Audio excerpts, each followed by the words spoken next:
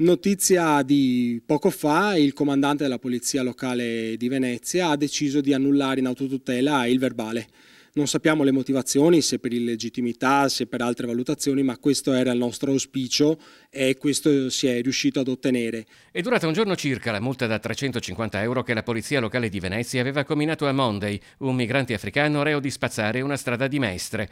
24 ore che sono state sufficienti a innescare una catena di solidarietà con tanto di colletta, a far presentare un'interrogazione urgente in Consiglio Comunale da parte della capogruppo del Partito Democratico Monica Sambo e ad interessare del caso persino la stampa estera, grazie anche all'avvocato D'Angelo che ha conosciuto il giovane giorni fa e, saputo della multa, ha diffuso la notizia sui social. Lui era seduto su uno di quei cilindri di cemento che separano la carreggiata dal marciapiede col verbale in mano e le lacrime agli occhi.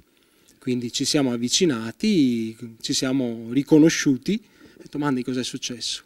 E mi ha mostrato la sanzione, 350 euro, pare perché esercitava attività produttiva sul suolo pubblico, senza la prescritta autorizzazione. È bello perché sul verbale c'è scritto veniva sorpreso palesemente a ripulire senza la zona, senza autorizzazione. Allora mi sono detto, e noi che puliamo davanti all'uscio di casa. Il comando, a quanto si è preso, ha ritenuto di ritirare il provvedimento giudicandolo eccessivo rispetto alla norma sui lavori in strada prevista dal regolamento comunale. Di fatto l'operato del ragazzo è stato equiparato, anche se le regole sono differenti, alla polizia obbligatoria dei plateatici dei locali pubblici e a quella volontaria degli stessi cittadini che spazzano il marciapiede davanti a casa.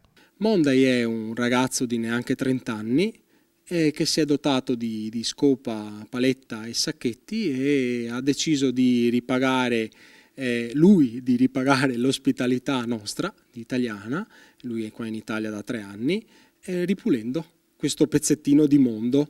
Quale pezzettino di mondo ripulisci? Nello specifico io l'ho conosciuto in Corso del Popolo a Mestre. Ho detto grazie di fare quello che non fanno più gli italiani, cioè pulire il proprio uscio di casa.